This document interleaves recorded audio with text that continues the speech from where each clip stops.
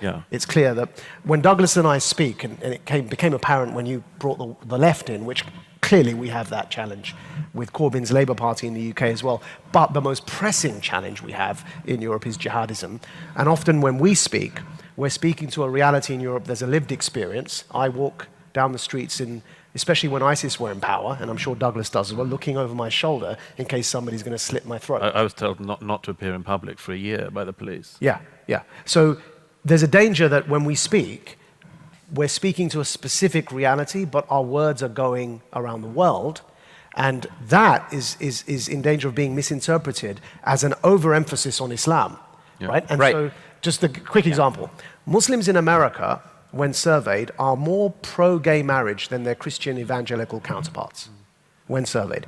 Muslims in Britain, when surveyed, are 53% in favor of criminalizing being gay.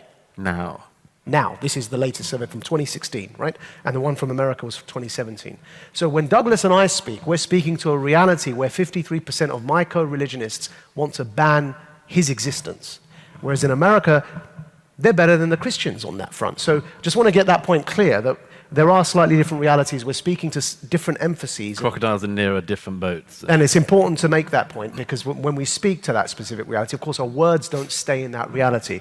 So we look as if we're overly focused on something when actually, So you also just have to note that there's this weird confluence between these two things, which to this day I can't make much sense of, where the postmodern left, and we can argue whether or not postmodern is the right term, given that most of the people in the category don't know anything about postmodernism. They're just behaving in a postmodern fashion, but that they are embracing and rationalizing Islamic extremism is a very interesting fact. That among the things that they don't understand is the danger of this extreme ideology that's being deployed, that is itself so very intolerant of things like homosexuality. So there is at the core, and if you haven't run into it personally, it's worth having some conversations so that you can actually hear what the thought process sounds like. But this idea that there is no reality,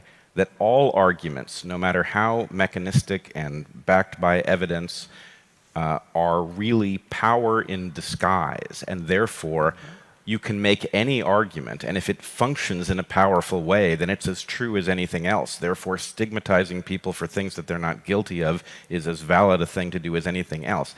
That concept is very destructive and dangerous, and it is backing both the attack on the Enlightenment within the academy in the West and the rationalizing of extreme elements in Islam, both of which are truly dangerous. Well,